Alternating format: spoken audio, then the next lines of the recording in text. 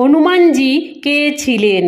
মাতা পার্বতী একবার ভগবান শঙ্করজিকে বলেছিলেন, প্রভু, আপনার এই ভক্তকে কৈলাসে আসা থেকে বিরত করুন, নইলে আমি একদিন তাকে আগুনে পুড়িয়ে ভস্ম করে দেব। সে যখনই আসে আমার তাতে অস্বস্তি হয়। তাকে বুঝিয়ে বলুন তিনি যেন কৈলাসে প্রবেশ না করেন। মহাদেব জানতেন যে পার্বতী রাবণকে পছন্দ করেন না। শুধুমাত্র তার বরদানের মর্যাদা বজায় রাখার জন্য কিছু বলতেন না রাবণকে। একদিন হঠাৎ রাবণ কৈলাসে এলে পার্বতী চুপচাপ উঠে বাইরে বেরিয়ে আসে। তখন দেখছিল রাবণ নন্দীকে বিরক্ত করছিল। মহাদেবকে দেখলেই হাত জোর করে প্রণাম করে, বলেন, প্রণাম মহাদেব। দশানন, কি জন্য আসা হলো? আমি তো প্রভু আপনার দর্শনের জন্য আসলাম মহাদেব।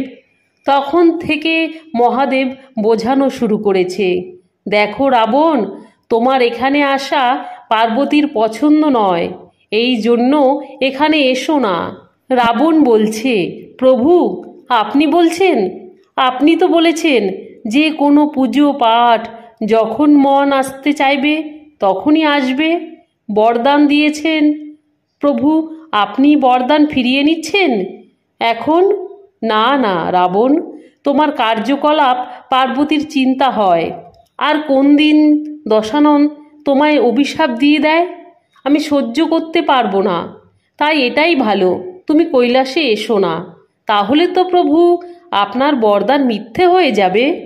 আমি আজ আবার এক বরদান দিলাম, তুমি যখনই স্মরণ করবে তখনই আমি তোমার কাছে চলে যাব, কিন্তু তুমি যে কোনো পরিস্থিতিতে কৈলাস পর্বতে এসো না।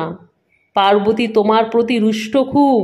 রাবণ চলে যায়, সময় বদলাতে থাকে। হনুমানজি রাবণের সোনার লঙ্কা নগরী আগুনে জ্বালিয়ে চলে যায়।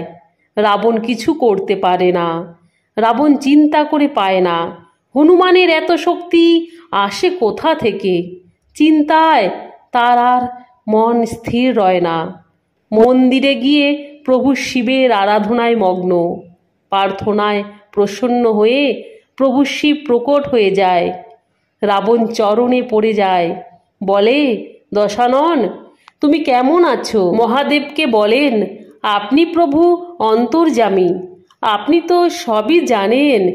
একা হনুমান আমার লঙ্কা পুরি ভস্ম করে দিল। আমি জানতে চাই, ওই হনুমানের তো অনেক শক্তি, লেজ তো আরও শক্তিশালী, অতি সহজে আমার লঙ্কা পুরি জ্বালিয়ে দিল। আমায় বলো প্রভু, এই হনুমান কে? শিব হেসে রাবণের কথা শুনতে থাকে। তারপর বলে, রাবণ, এই হনুমান আর কেউ নয়, আমার রুদ্র অবতার।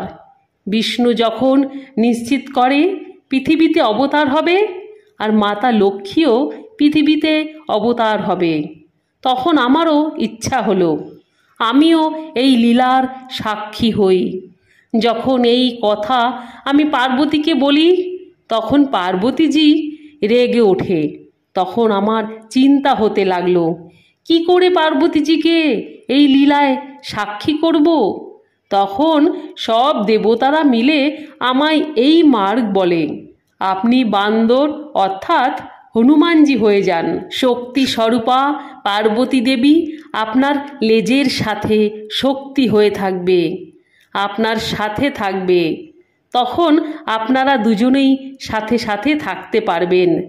আর তখন আমি হনুমানের রূপ নিয়ে প্রভু রামের সেবায় ব্রত নিয়েছি, আর শক্তিরূপা পার্বতী লেজের রূপে ওই সেবার ফলস্বরূপ তোমার লঙ্কায় আগুন ধরিয়ে ভস্ম করেছে।